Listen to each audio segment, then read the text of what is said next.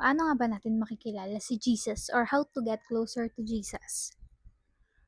Ito yung mga way na para magkaroon tayo ng courage na kilalanin siya.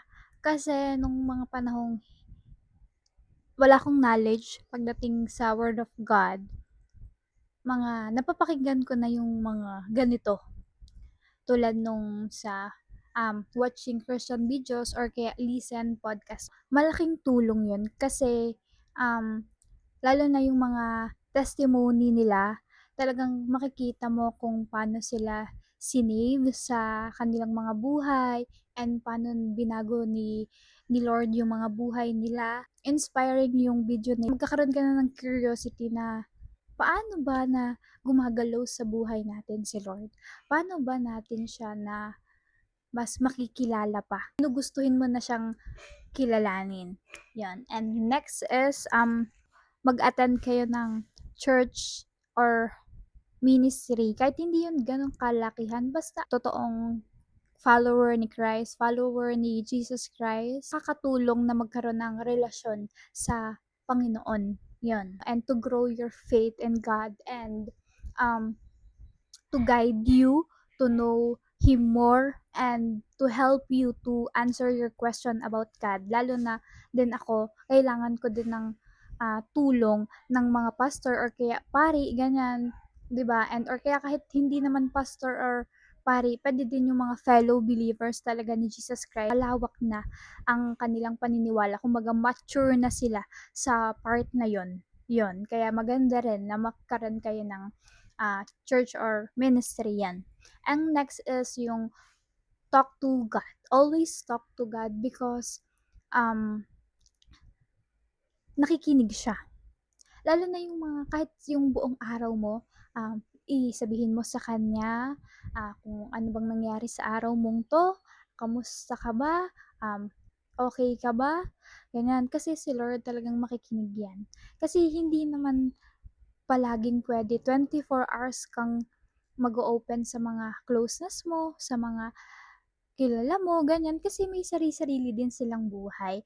Kaya nandyan si Lord para makinig sa ating mga chika ba, mga kwento ba natin. Lalong-lalo na kapag ka talagang kailangan mo ng makikinig or makakausap kahit hindi mo siya nakikita, mararamdaman mo yung presence niya. Kasi God is laging nasa tabi natin yan. Hindi tayo pinapabayaan niya. Okay? Ang next is pray. And paano nga ba mag-pray? Kasi ako dati hindi talaga ako marunong mag-pray. Nito lang ako natutong mag-pray. Nagpe-pray ako pero alam mo yun, hindi siya maayos ang pagpe-pray. Yun. Kaya no, medyo natututo na ako mag-pray ngayon. And Jesus taught me, bukod sa mga pastor and mga kaibigan ko na talagang Christian yan, sila din ang gumabay sa akin. Prayer is communicating with God. It allow us to worship Him, to praise Him, to thank Him sa lahat ng mga ginawa niyang mabuti sa atin, sa lahat ng mga biyayang ibinibigay niya sa atin, and to confess our sins to Him and to closer to Him. Yan, through prayer, lahat ng mga pangangailangan natin, lahat ng mga worries natin, lahat ng mga problema natin, idaan natin sa prayer and alam natin na through prayer ay magkakaroon tayo ng peace in our hearts and alam natin na nakikinig ang ating Panginoon sa ating mga hinanaing, sa lahat ng mga pangangailangan natin. Kaya huwag kang susuko na huwag mag-pray, pray lang ng pray hanggang maging yung prayer natin maging answered prayer. Amen. And ito na yung pinakang source ng buhay natin, ang pinakang mahalaga na kung paano talaga natin siya makikilala, paano natin makikilala si Lord, paano natin makikilala ang ating Creator, paano natin makikilala yung character niya, yung promises niya, yung commandments niya, yung mga will niya para sa atin. And lahat ng mga tanong natin, makikita lang natin yun sa Bible. Kaya mahalaga na nagbabasa tayo ng Bible. Na kahit nabasa na natin tong back to back, Old Testament to New Testament and Revelation, kapagka 'di ba nagbabasa tayo ng Bible, nagde-devotion tayo or kaya naman nagha-highlights tayo ng mga tumatak na word sa Bible, 'yan. Kaya maganda rin na nagde-devotion and kapag puwede natin siyang balikan kapagka gusto nating basahin ulit yung word ni God, 'yun. Maganda rin na hindi lang tayo nagbabasa kundi talagang, um pinagninilayan natin yung binabasa natin. Kahit hindi man buong book, at least isang chapter mabasa natin at maintindihan natin. Kasi mahalaga yon. Tulad ko na hindi naman agad-agad yun ang naiintindihan ko kung tama ba yung interpretation ko. Kaya meron tayong guide ni Holy Spirit to ah, para maintindihan word, yung word of God. Yun siya ang magpapaintindi sa atin, hindi yung tayo ang iintindi dun sa word niya. Ako nga minsan kapagka may hindi ako naiintindihan and then si Lord sumasagot siya ng parang hindi mo inaakalang yun yung sagot and yun yung ibig sabihin dun sa word. Kasi minsan talagang sumasagot siya sa mga nakikita natin kahit sa ibang sa sulok man 'yan, sa ibang lugar man 'yan, sa social media man 'yan, makikita mo at maiintindihan mo na ito pala yung ibig sabihin nung mga nabasa ko sa kanyang salita. And 'wag kayong magbabasa ng 'wag lang kayong magfo-focus sa by verse, mas maganda buong talata talaga kasi dun niyo maiintindihan yung context nung word niya, hindi lang per verse. Makikita mo din kasi dun sa words niya may warning 'yan, and then may lesson 'yan, and may sagot din dun. Kaya maganda na binabasa mo ng buo, hindi lang verse per verse. Okay? Lagi nating i-feed yung soul natin ng Word of God para less tayo ma-distract ng mga enemy. Yan. Talagang pag more on Word of God tayo, talagang focus lang tayo kay Lord and focus tayo sa buhay na pinupurso natin and maayos yung ating mind, and si Lord din at ang pagbabasa ng Bible ang nagre-renew ng ating mind sa araw-araw. Kaya mahalaga na meron tayong relasyon sa Panginoon at makilala natin sila. Makilala natin siya. Yan.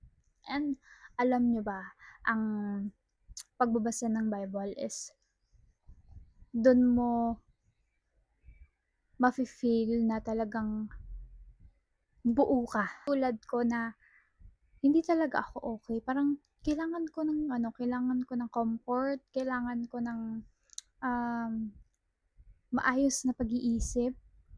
Alam nyo, nagbasa lang ako ng Bible and then later on, umokey yung pag-iisip ko, umokey yung pakiramdam ko. Kasi, alam nyo, tulad natin, nagugutom, di ba, ang physical body natin. Syempre, ang soul natin, nagugutom din yan.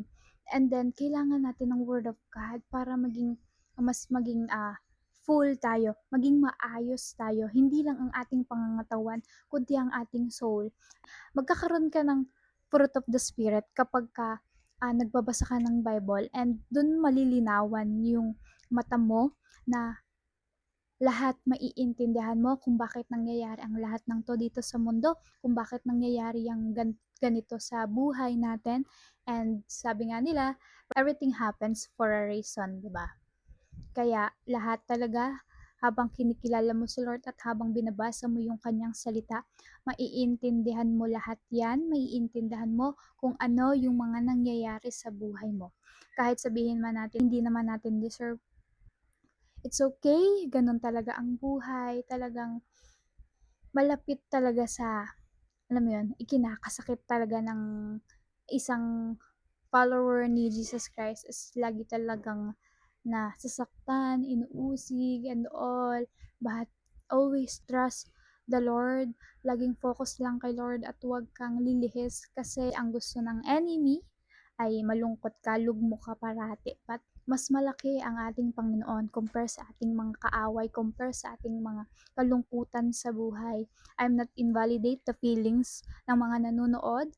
I'm just sharing and caring lang na mas malakas tayo kapag kasama natin ang Panginoon, lalo na sa mga panahong hindi tayo okay.